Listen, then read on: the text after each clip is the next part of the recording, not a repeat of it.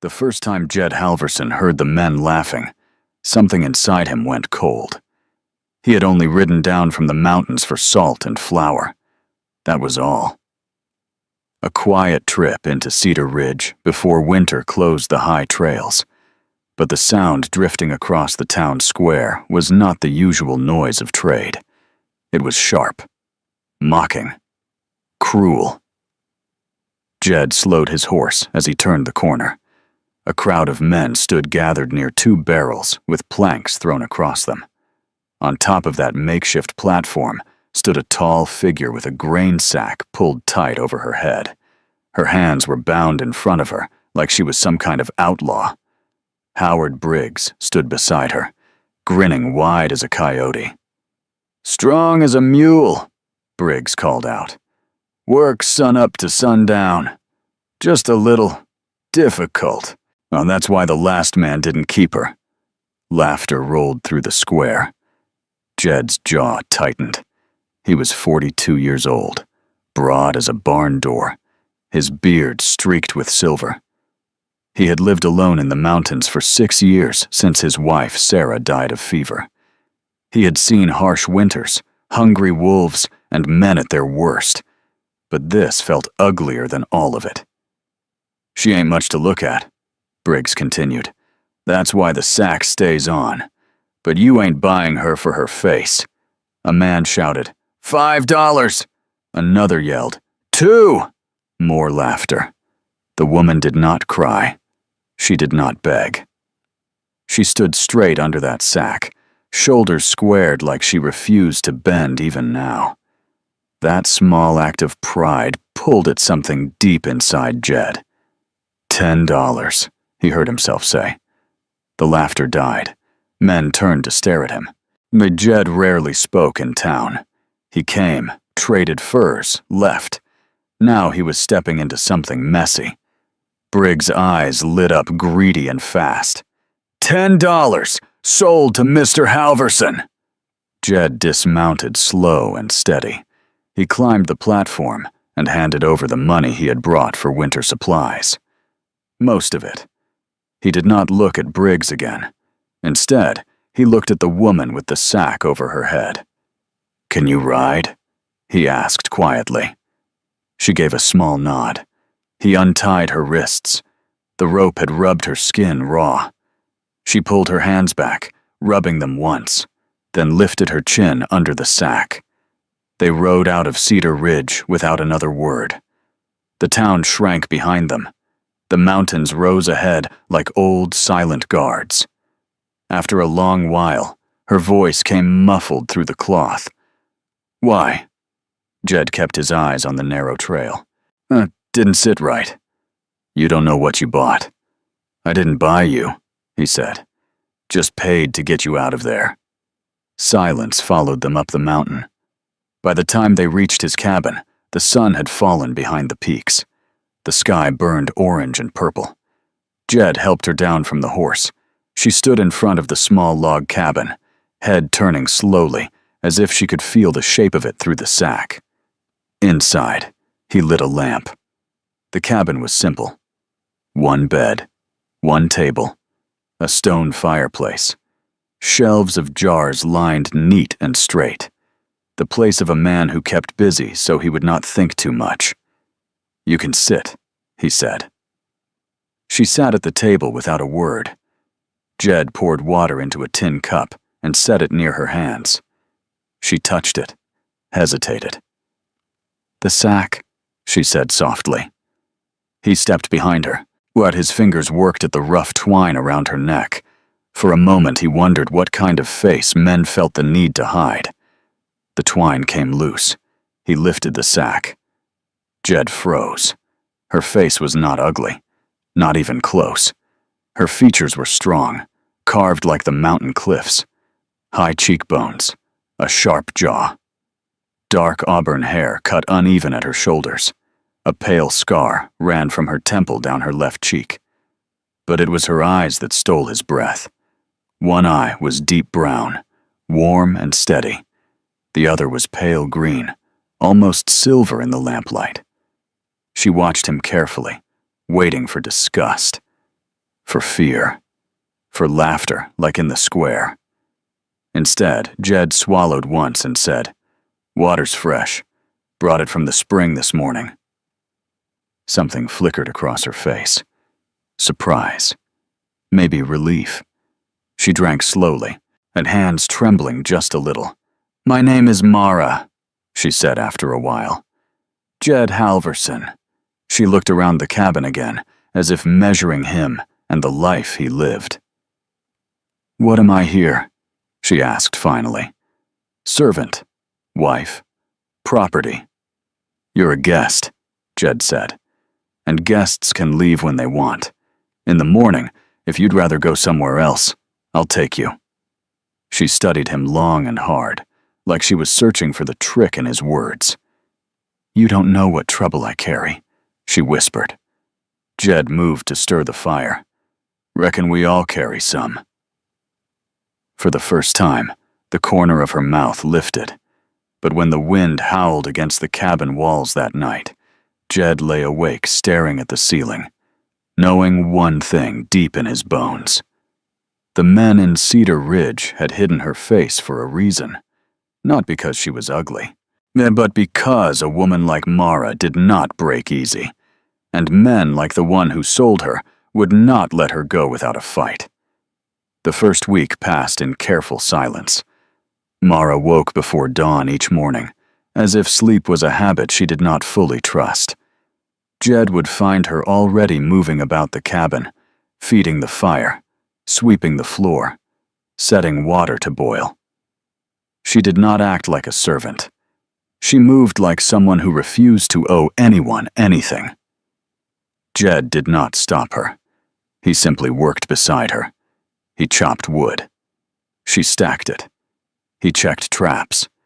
She cleaned the pelts with steady hands that showed no fear of blood or hard labor. She was not soft, not fragile, not broken the way men in Cedar Ridge had hinted. But sometimes, when she thought he was not looking, he saw something else, a tension in her shoulders, a listening, like she expected boots on the porch at any moment. On the 8th night, the truth began to come out. They sat near the fire. Snow had started falling early that year, drifting thick against the windows. The world outside felt far away and silent. "My former owner," Mara said suddenly, staring into the flames. "His name is Garrett Walsh." Jed did not interrupt. "He owns the Double Bar Ranch down in the valley. My father owed him money. Gambling debt. Walsh offered a solution." She let out a bitter breath. "Me." Jed's jaw tightened. "I was to work off the debt. 7 years. Written in ink. Signed under threat. Signed while my father stood there silent." Her voice did not shake. That made it worse. "For 2 years I cooked, cleaned, kept his books, did everything asked, but that was not enough." The fire cracked between them. He wanted obedience," she continued. "Not work, not skill. Obedience. When I refused to kneel and beg forgiveness for burning his breakfast, he struck me with his ring." Her fingers brushed the scar on her cheek. "He said he would teach me humility." Jed felt heat rise in his chest that had nothing to do with the fire. "I threw hot coffee in his face," she said, "and I ran." For a moment, something like pride flashed in her eyes. "They caught me 3 days later. Walsh decided killing me would cause too many questions, so he ruined my name instead, said I was unstable, dangerous, said my eyes were a mark of witchcraft." Jed almost laughed at the foolishness of that. "But the town believed him," she whispered. "Once a man with money says something, truth becomes whatever he wants." "And your sister?" Jed asked quietly, and he had noticed the way her voice changed when she mentioned family. Mara's shoulders stiffened. "Eliza is 17, gentle, trusting. When I fled, Walsh kept her at the ranch. Insurance, he called it. As long as he has her, I cannot speak too loud." The room went very still. "I left her," Mara said. and now her voice cracked for the first time. "I left her there." "You survived," Jed said firmly. "That's not the same as abandoning. It feels the same at night." Silence fell heavy. Snow pressed against the cabin walls. The wind carried a low, lonely howl through the trees. "We'll get her," Jed said finally. Mara looked at him as if he had spoken madness. "You don't understand. Walsh has men, money, influence. He can bend the law." "Maybe," Jed replied. "But he can't bend the mountains." She stared at him for a long moment, and searching his face. "Why would you help me?" she asked softly. "You owe me nothing." Jed thought about Sarah, about 6 long winters alone, about coming home to silence every night. "Because I know what it's like to lose someone," he said, "and I won't stand by while another man steals a sister from her own blood." For the first time, Mara's eyes filled with tears. Before she could answer, the sound of horses broke through the night. Both of them went still. Not one horse. 3. Boots hit the frozen ground outside. Low voices drifted toward the cabin. Mara went pale. "He found me," she whispered. Jed moved without panic. He reached for his rifle above the fireplace, checked the chamber. Steady hands. A heavy knock struck the door. "Jed Halverson!" a voice called out. "Open up in the name of the law!" Mara's breath caught. Jed stepped forward and opened the door slowly. 3 men stood in the snow. One wore a federal marshal's badge. The other 2 rested hands near their guns. "I'm Marshal Roy Brennan," the older man said. His eyes were sharp but not cruel. "We're here regarding a woman named Mara. Garrett Walsh claims she is under legal contract and has fled with stolen property." Mara stepped forward into the lamplight. "I'm here of my own will," she said clearly. The marshal studied her face, the scar, the mismatched eyes, the quiet strength in the way she stood. "Ma'am," Brennan said carefully, "the contract appears legal, signed and witnessed. If you refuse to return, I may have to arrest you." Jed felt something hard settle inside him. "Show me the papers," he said. The marshal handed them over. Jed read slowly. The words were cold. Clean. Official. 7 years of service in exchange for a debt. Penalties for escape. It was slavery, dressed in polite language. "This is wrong," Jed said flatly. "Wrong and illegal are not always the same," Brennan replied quietly. Mara stepped closer. "Then let me speak," she said. "Let me tell you what really happened at that ranch." The marshal hesitated. Outside, the wind picked up, blowing snow across the porch. 5 minutes, Brennan said finally. "You speak. I listen." They moved inside. Mara stood in the center of the cabin, shoulders straight, and began telling her story. About the beatings, about the locked doors, about the other women bound by contracts they never understood, and about Eliza. When she finished, the cabin was silent except for the fire. Marshal Brennan looked older than he had moments before. "These are serious accusations," he said slowly. "If proven, they could bring Walsh down." "They are true," Mara answered. Before the marshal could respond, another sound cut through the night. More horses. Many more. Jed moved to the window. Lanterns flickered between the trees. Riders spreading out around the cabin. A familiar voice shouted through the dark. "Halverson! Send her out, or we burn the place down!" Mara's blood drained from her face.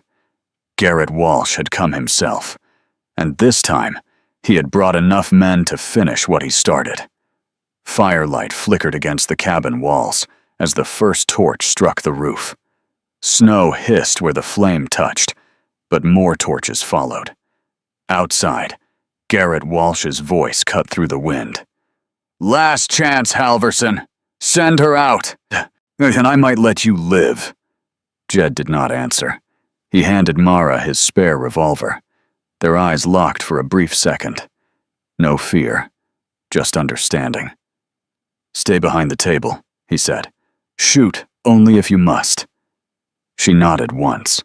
The front window exploded inward as a bullet shattered the glass. Wood splintered near Jed's shoulder.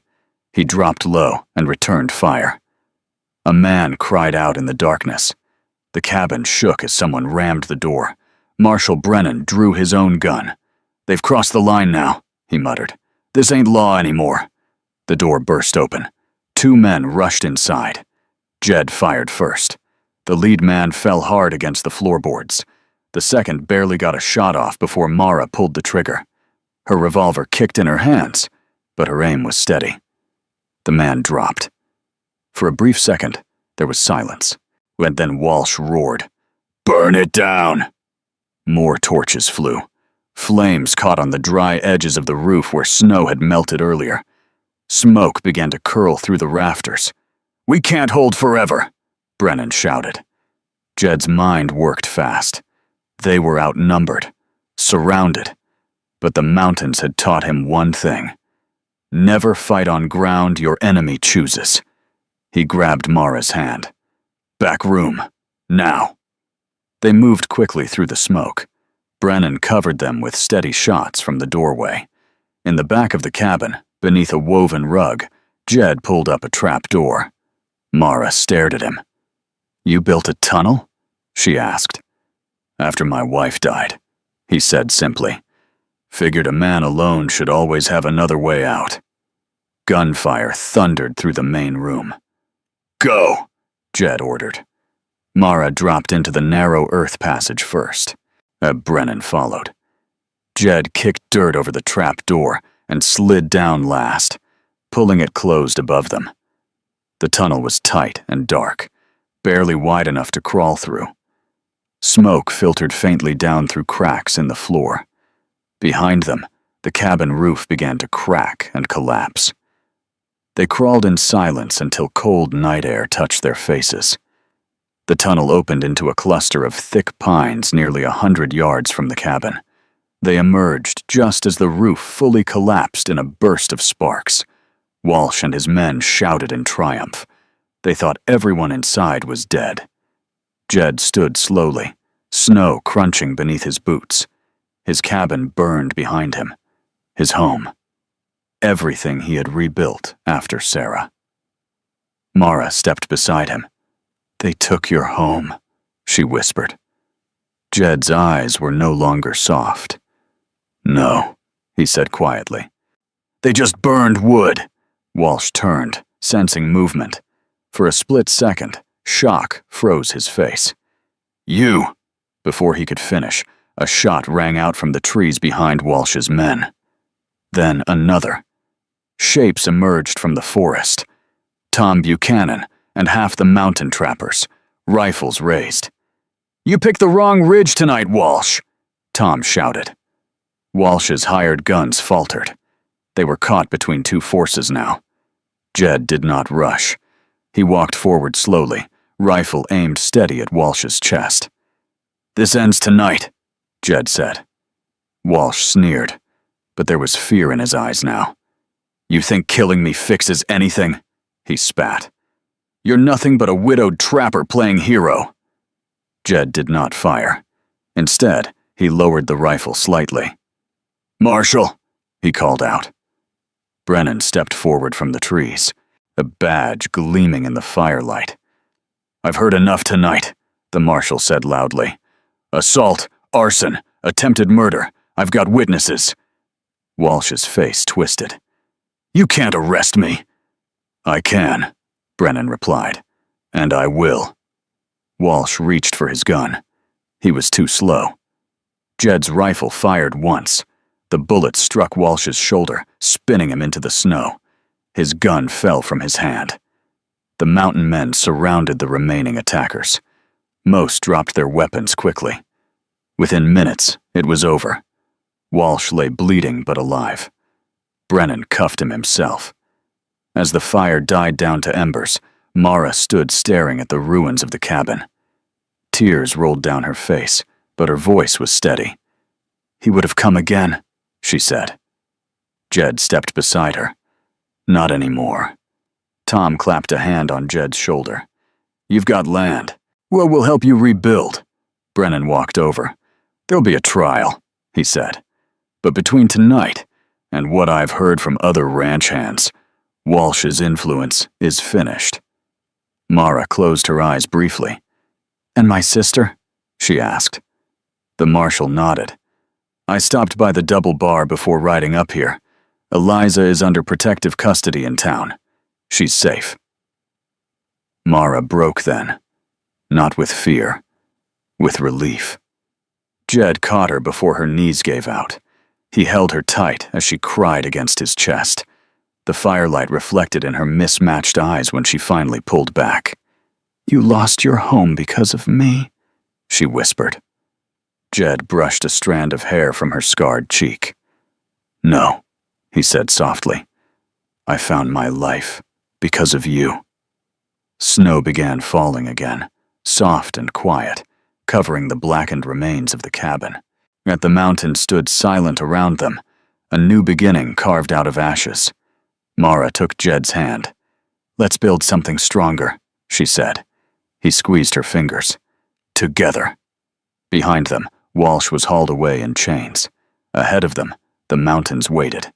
And this time, neither of them would face them alone.